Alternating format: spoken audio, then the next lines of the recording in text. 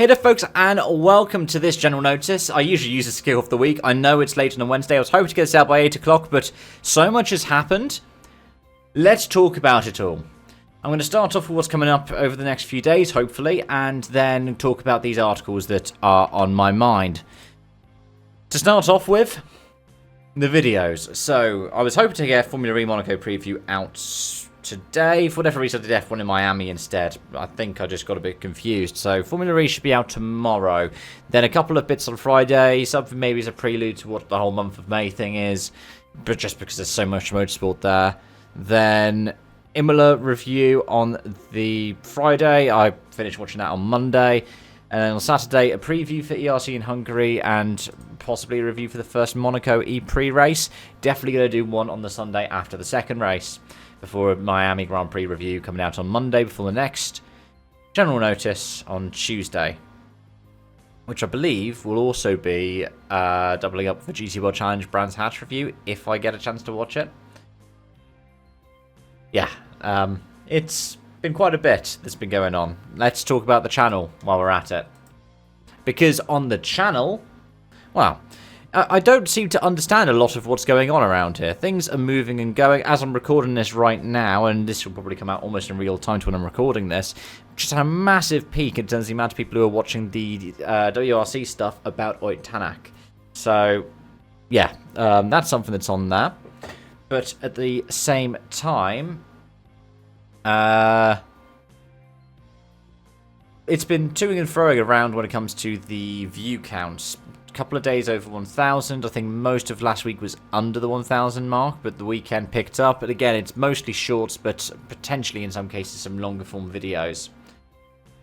I'm enjoying doing all of this kind of stuff, and it's nice to see that lots of people are engaging with the shorts as well, because what it means is people are still listening to what I have to say, and it's really nice because it means that I get picked up still, despite the fact that it's not going into the long form videos, and if somebody is interested, they might come across the long form stuff as well. My apologies, I do this all in one take, so from here on, let's get into stuff on the headlines. Start off with, what is going on with EA Sports WRC? Because here's a statement from the WRC that came out a couple of hours ago. What a ride it's been. Over the past 3 years, WRC has been elevated to another level in the gaming world thanks to the dedication of EA Sports and Codemasters. Now, our WRC gaming franchise is going in an ambitious new direction with more news coming in the near future. Until that time, gaming fans can continue to experience the pinnacle of rallying on EA Sports WRC. Does that mean that it's over for EA Sports WRC? Well, it's be a 3-year cycle, which you could assume would probably be the early stage of the contract. Codemasters, I guess EA Sports, since they own Codemasters, are currently in similar negotiations for Formula 1 over the continuation of the F1 franchise after F1 2025. Have they lost both of those contracts? Or are they about to lose both of those contracts? We'll have to wait and see, but it doesn't look particularly yeah, positive, unfortunately. I love EA Sports WRC. There are issues with it, but that's what happens when you rush the development.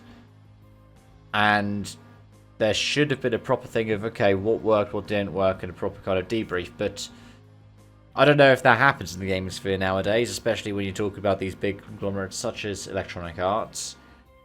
I mean, this video is basically going to be a sim racing conversation space anyways, this particular video. But what it reads to me is they're looking at doing something else. Now I see people in the comments and they're going, oh, well, the BeamNG devs. I love BeamNG. I've owned BeamNG for, I've had a license for the past decade. It's not a hardcore rally sim. It's a soft body simulator with some really nice vehicle physics in there. The only reason why people seem to love it so much is because you see how much the vehicles deform and damage. Because it's, in terms of graphical realism, it is, I would argue, behind where EA Sports WRC is. Because that's not what they're aiming for. In terms of other little bits and pieces, there are still areas where it develops. I mean, it's still an early access game, is it not? And like I said, I love BeamNG. I love EA Sports WRC. I've always loved stuff like RBR or even stuff like the Killerton WRC games. They were a lot of fun, the milestone ones. There is a space for these things. You got to give it to somebody who's passionate about it. One of the things I really liked about EA Sports WRC was the fact that it was a full game cycle. Like, it wasn't a year-long cycle. There weren't 3 different titles. But yeah, we'll see what comes up in the future for it. Be a shame if it just means no new content for it and WRC goes away for a while. Because after Rally Evolved, we had to wait 5 years. But either way, let's talk about something that is coming up soon. And I'm going to talk about Project Motor Racing. So yeah, this is the ex-Slightly Mad Studios lot, so people like Ian Bell, isn't it? And what they've got is they've started to offer the game out to pre-purchase. It is coming out in the autumn this year, or the fall if you're stateside. And it's currently priced at, on the website, $89.99 for the game plus the Year 1 Season Pass, which would include 4 packs and 1 expansion. I don't know what that means, 4 packs and 1 expansion. Probably 1 big expansion, but 4 separate packs that, I don't know if it's tangential to it or if it's pulled together. The game looks impressive, right? And you look at the names that they have attached to it. I mean, your team radio is Ben Collins, former Stig. And it is impressive.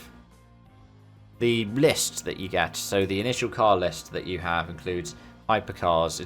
It's currently built for 1 Plus because right now it is just the Lamborghini they've confirmed.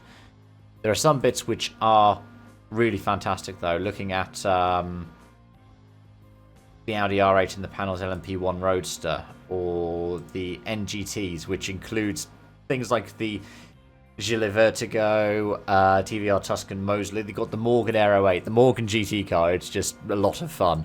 The GT Class itself, which is the old kind of GTR stuff. Lister Storm, obviously. Lamborghini Murcielago and the Celine S7R. When you look at the tracks that they've originally put forward, they haven't actually announced anything European yet, but they have said about Mosport and Lime Rock. They haven't announced the Asia Oceania ones. We do know about Kyalami, and then they haven't really announced the South America ones. When it comes to DLC, they've featured GTE Decade Pack, which would be quite fun. They've got the Aston as the cover for it, so we'll see what comes up with it. Right now, I'm just looking at it and go, there are some bits that look amazing. What will it pan out like? Like, will it be a new Project Cars? Will it be competitive to AC Evo?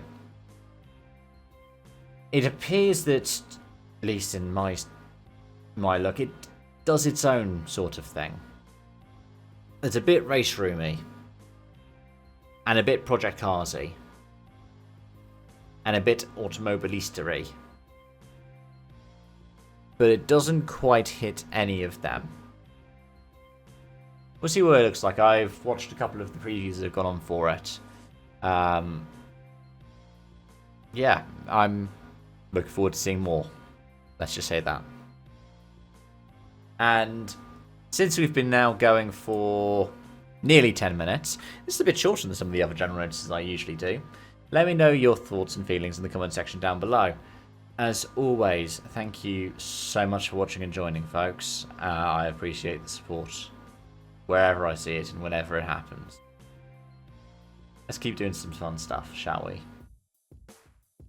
Until next time, bye for now.